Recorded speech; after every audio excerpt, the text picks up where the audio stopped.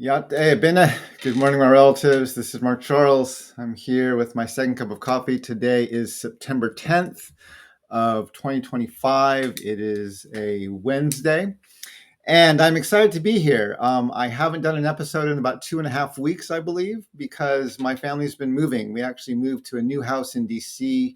We still live in the DC area, but we are in the District of Columbia. But we had to move neighborhoods because we just our lease on our other house ended, and the owner decided to sell the house, and so we needed to find a new place to live. But we're actually pretty excited about it. We're happy to be in a new house, and we're excited to get to know a new neighborhood here in the district. And it's been a good experience, although moving is always a little bit hectic. But anyway, that meant I didn't have a podcast for about 2.5 weeks while we were preparing for and then actually moving. And today is going to be a special episode. It's not a full episode because I'm still preparing one. I'm hoping to do one this coming Friday. But if you remember, about a year ago, I actually had a conversation with my cousin, Jennifer Bates, and she was planning and organizing a run, a 5K, 10K run walk in the Gallup, New Mexico area to raise awareness and educate and just fight against the challenge of DWI within the Gallup, New Mexico, McKinley County community in that area. And she's doing that race again this year. And I wanted to have a conversation with her to both help get the word out. Gallup, New Mexico is my hometown, and I'm so pleased that my cousin is working to do and make some very positive changes within our community. And so I want to highlight what she's doing and the work that she is involved in. And so I want to have a special conversation with her today, and I'll do a full episode of my second cup of coffee on Friday of this week, so in 2 days. But before I begin, let me do as I always do, which is acknowledge I'm speaking to you from Washington, D.C., and these are the land of the Piscataway. And I want to honor the Piscataway as the host peoples of the land where I'm living. I want to thank the Piscataway for their stewardship of these lands. And I want to just state and acknowledge how humbling it is to be living, breathing, moving, existing on these lands today. So my Piscataway relatives, Yá'át'ééh, thank you for your stewardship of these lands. Well, let me bring Jennifer Bates on, and we will get the conversation going. So she is actually on her cell phone at Red Rock State Park, just outside of Gallup, New Mexico, where she is going to be hosting the race this weekend. And so let me get her on camera here, and we'll get going. Jennifer, Yá'át'ééh. Good morning. So tell us a little bit about the run that you have coming up. Okay, so this is the second annual, and it's a End DWI and support Rehoboth June Camp. We partnered with Rehoboth this year. They're raising some money for their 3-week June camp that they have at Rehoboth. It's open to all kids, no matter if they go to Rehoboth or not. So that's a really great partner to have. And then we're also raising money to build a DWI Memorial Wall here in Gallup. So that's what all the money is going to go towards this year. And it's probably going to take a few years, but we're on our way and we have a place to build it. We're getting it going. So that's what this race is for. And also to honor people that have been lost due to a drunk driver. We're going to have some victims here giving some speeches, and it's going to be a good day. We have a 5K, a 10K, and a 1-mile walk. So we're hoping for a good turnout. So before we get into the run and everything else, I have to point out something. You and I have known each other our whole lives, and you're on my podcast, My Second Cup of Coffee, but you are not a coffee drinker. So I have to ask, do you have a cup of coffee with you this morning, Jen? Oh, actually, no, it's so funny is that I just started drinking coffee about 6 months ago. My whole life, I never drank coffee, but I was trying to give up soda and I had to do something. So I put a whole bunch of sugar in my coffee. But yeah, I've been drinking 1 cup of coffee now for about 6 months in the morning. Oh, that's great. Well, welcome to my second cup of coffee, Jen. And I'm so glad you're there. So let's talk a little bit about the memorial wall. Maybe let's start there. Tell me about the memorial wall. Kind of what's the vision behind that? How long have you been working on this, and what are the steps you're working to kind of get this set up? Okay, sure. So in 2019, when I started talking with more victims and asking them what their needs were and what they thought should be done about DWI, the common denominator in talking to them was that they really felt like their loved ones who had died from DWI just were completely forgotten. You know, the attention went up at the time and people talked about DWI and everything. And then after that, it just died down again, and there was nothing until another tragedy happened. And they wanted a way to honor them and remember them. So the idea of the wall came into play. And back then in 2019, we got $50,000 from the city of Gallup with the mayor, the former mayor, Jackie McKinney. And everything was set to go. We got a place to put it and everything. Murphy Builders, who's the contractor in town, agreed to build it for us. And then COVID happened. And so everything got put on the side. The money got spent and it kind of faded out. um, but now we're resurrecting everything and we're getting it going again. And so we still have the same place that we're going to put it, and the same contractor is going to build it. We just need to raise some money. And so that's what this first race is for. Okay, so what is your goal? How much are you hoping to raise, not just from this one race, but in all to get the wall built? So fortunately, Murphy Builders is contributing quite a bit towards the wall. They're doing their labor and donating a lot of materials, but it's still going to cost, excuse me. Um, Altogether, the wall is gonna, the first phase of it anyway, because we're making it to where we can add on to it, unfortunately.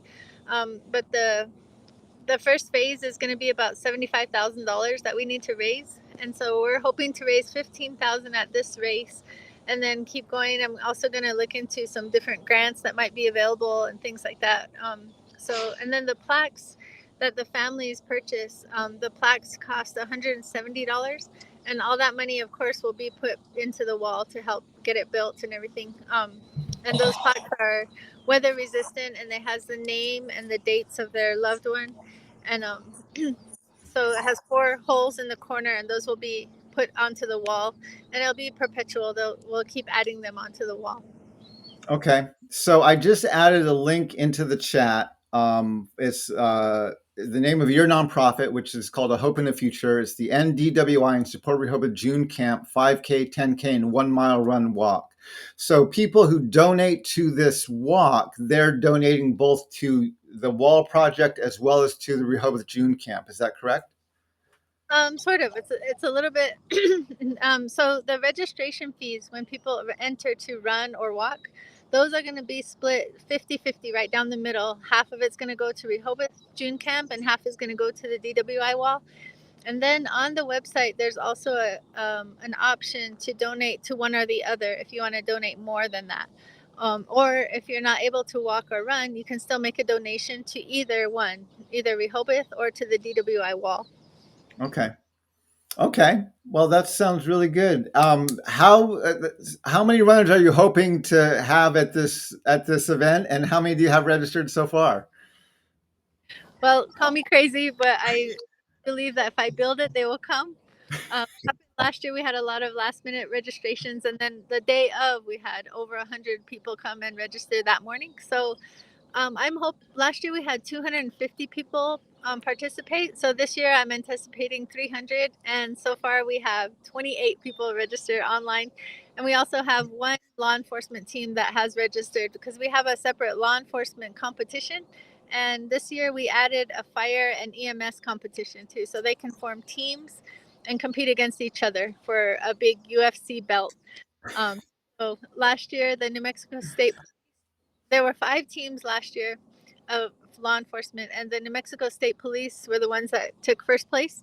So the belt is at their office right now, but I'm going to go get it tomorrow. And then whoever wins on Saturday is going to get that belt because it's a traveling trophy. So whoever gets it gets to keep it for 1 year until the following year. Okay. Okay. Um, and so last year, I remember, sorry, my cat's trying to crawl up on my desk. Last year, I remember that you were doing this as a part of your employment with MAD, and this year you're doing it through your foundation. What was the change there? Yes. So last year we did it through MAD, and I'm no longer working for MAD, and so this year we're doing it under the nonprofit Hope in the Future, and mainly so that all the money can stay local in Gallup. And MAD is a statewide and national organization, and so this way, through a smaller nonprofit, the money stays in Gallup, which is our main goal. Okay. Okay. Um, how has that changed the way you're organizing it this year? Like, I was assuming you had more of a team or resources last year through MAD, and you're having to do things more on your own this year, or how has that changed because you're now doing it through your own nonprofit? Actually, we're so fortunate the way it worked to partner with Rehoboth this year, because Rehoboth has tons of parent volunteers that are coming to help with the run, and we still have the law enforcement agencies that are coming. We have a lot of support from First Financial Credit Union and Utah Navajo Health System. If I start mentioning them, I'm going to forget somebody, but there's so many people that are so generous, not only with their donations and the registrations, but also in volunteering. And so we have a lot of volunteers lined up to help with the water stations, the registration, and all that. And so it's really great to watch how everything's coming together, and it's just amazing to me because there's no way I could do it by myself. No, no way at all. Yeah, I'm sorry. I'm really bummed I can't be there this weekend. I actually have a trip to Chicago going on this weekend, so I'm not able to be there. But I'm excited to hear about the event going on. The other question I wanted to ask is, I know you're doing some unique things in the schedule the day of the race. What are you doing in your schedule the day of the race? Yeah, so the 45 minutes before the races start, we have some cool things lined up.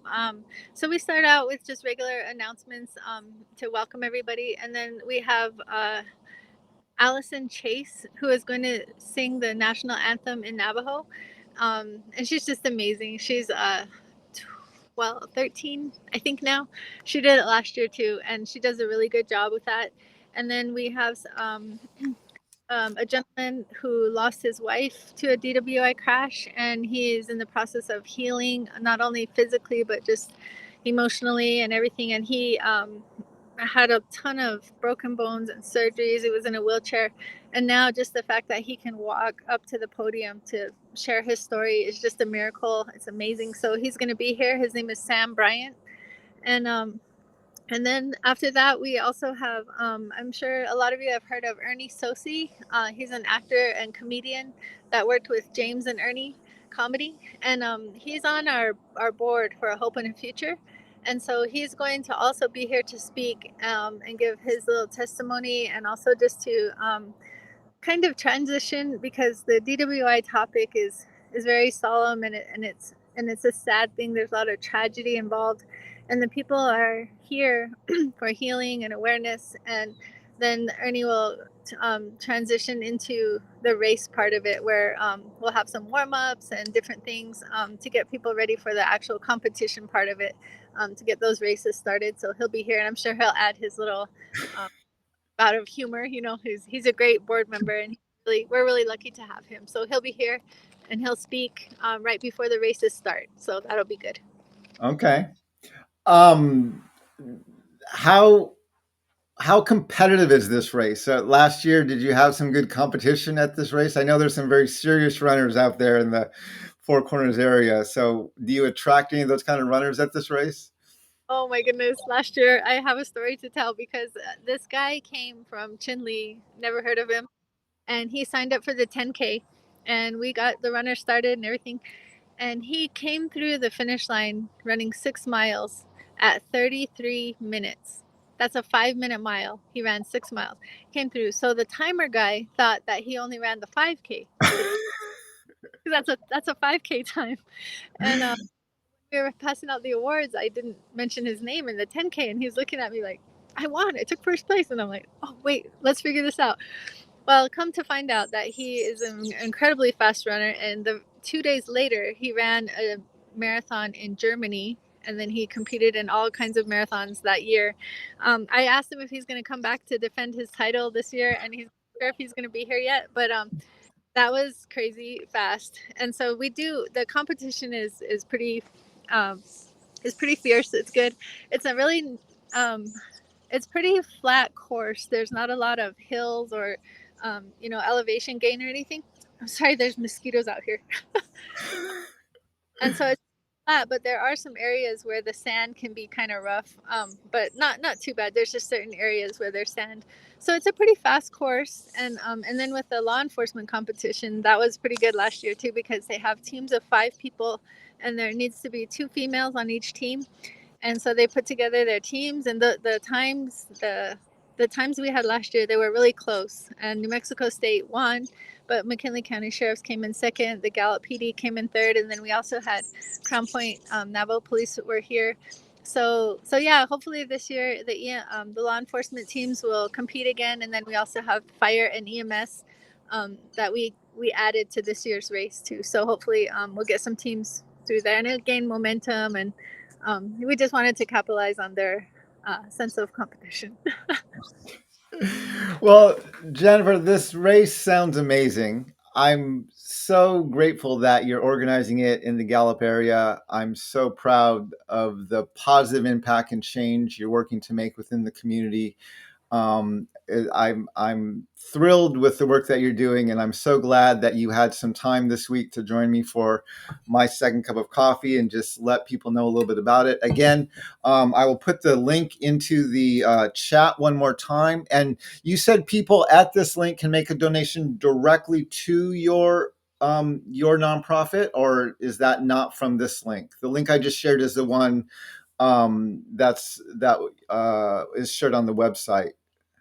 Yeah, I believe that I think they might have to register for the run, actually, and that money they'll go in and then they can donate. So it's like $20 or whatever to register for the run, and then they have an option to donate. I think is the only way to do it. I'm not sure on Okay. that. But yeah, then they have a choice whether they want to donate to the wall or to Rehoboth. And also one more thing I want to mention is that I'm glad to say that Danae Coffee Truck will be here that morning too, selling burritos. So they're going to be set up out here. So that'll be great. Selling burrito. Oh my gosh. I miss the breakfast burritos back on the reservation. I make them here frequently, but I loved being able to stop along the road and just pick up a breakfast burrito from one of the grandmas. And that's awesome that you're going to have a truck there selling burritos. Were they there last year too? No, they weren't. I just found out about them in between last race and this race. But his name is Troy and his wife's name is Devon, and they have it's called Danae Coffee Truck, and it's amazing. He used to work at Lottaburger and she used to work at Starbucks, and so now that's coffee truck. So it's really great. Oh, I love that. Working at Lottaburger and Starbucks. That is a great combination for a really good food truck. So the race is this Saturday. It starts is it 7:45 or 7:15? Well, the ceremony things start at 7:15. The first race starts at 8 o'clock. Okay. And I will check back with you offline after this is over so we can get the details about how the race went, and I'll share some details with people on my second cup of coffee sometime later this month. But Jennifer, thank you so much for joining me this morning. It's been an honor to talk with you. I appreciate everything you're doing. Any last words you want to say before you have to go off and finish your duties for the day? I don't think so, but thank you so much, Mark. I really appreciate you taking the time to get the word out there, and just encourage people to support us. And we're going to get this wall built, and we're going to have fun doing it. And so, yeah, thank you for the support. I appreciate it. Okay, well, thank you, Jen. And I'm going to go ahead and put you backstage. I'm going to wrap up a few more things on the podcast here, but thanks for joining. It's been a pleasure to have you today. Okay, thanks, Mark. We'll talk to you later. All right, hook on that. My relatives, I want to thank you so much for joining me today for this conversation I just had with my cousin who is planning an End DWI, building a memorial wall uh, uh, in the Gallup, New Mexico area, and she is organizing a run this weekend on Saturday, um, the 13th. And so I'm very excited to be able to talk about that. Again, as I said, I haven't done a second cup of coffee in about 2 to 2.5 weeks. And as you know, there has been a lot going on in our world these past few weeks. And I have been tracking the stuff I want to have a discussion about. And so we will get back to our regular kind of dialogue and things that we talk about on my next episode, and that will be on Friday, just in a couple days. As you see, well, you can't see a whole lot, but I'm in a new studio. The lighting's a little bit better here. The acoustics are a little bit better here. So I'm excited to be in this space and to continue this work from our new location here in DC. As you know, where I lived before, we had been there for 10 years. We'd been in the same house for 10 years. And as part of my health regimen, I made my life walkable.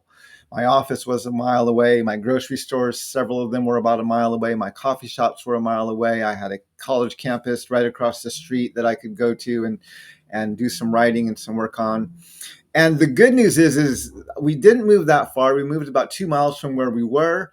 And now this area where I live now is still very walkable. We have a park right across the street from our house. There is another university about a mile, just a little over a mile away. There is 2 grocery stores within a mile of my house. There's several coffee shops, and I'm very excited. I've spent this last week kind of exploring my new neighborhood and figuring out how I'm going to do my walkable life, and how I'm still have my office down near my old house. And so I can either take a bus there or I can even walk there. It's about a 2.5 mile walk to get to my old office. And so I can do that as well.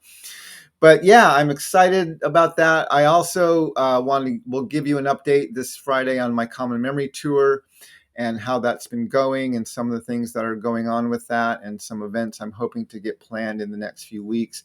I've actually begun getting some phone calls this past week or week and a half about different events that we want to set up in the fall.